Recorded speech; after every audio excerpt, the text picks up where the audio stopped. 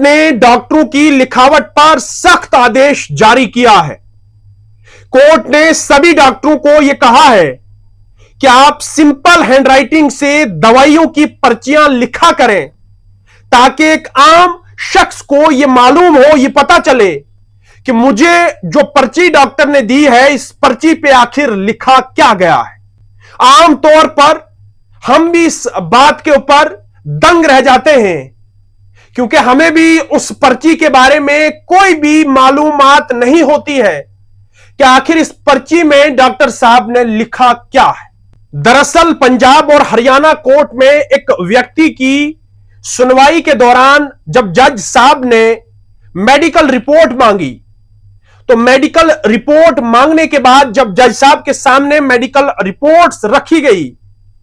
तो उन रिपोर्ट्स में से एक ऐसी भी पर्ची निकली जिस पर्ची को देखने के बाद जज साहब हैरान और परेशान रह गए। वो इसलिए क्योंकि उस पर्ची पे जो लिखा गया है, जज साहब को उसके बारे में कुछ भी पता नहीं चला। जो लिखा गया था वो लिखत जज साहब को नहीं समझ में आने लगी और न ही पढ़ने में आने लगी। और उसके बाद जज साहब भड़क गए, और भड़कने के बाद जज साहब ने यह कहा कि जब तक ना तमाम हॉस्पिटलों में डिजिटल सिस्टम चालू होगा, तब तक तमाम डॉक्टर सिंपल हैंडराइटिंग में दवाइयों की पर्चियां लिखेंगे, ताकि आम लोगों को यह मालूम हो कि यह पर्ची जो है, इस पर्ची में लिखा क्या गया है। और साथ ही साथ कोर्ट ने यह भी कहा कि जो पर्चियां लोगों को दी जाती हैं, इन पर्चियों से बहुत सारे लोगों की जान भी जा सकती है। वो इसलिए क्योंकि उन पर्चियों में जो लिखा जाता है, जो डॉक्टर लिखते हैं, वो मरीज को समझ नहीं आती है।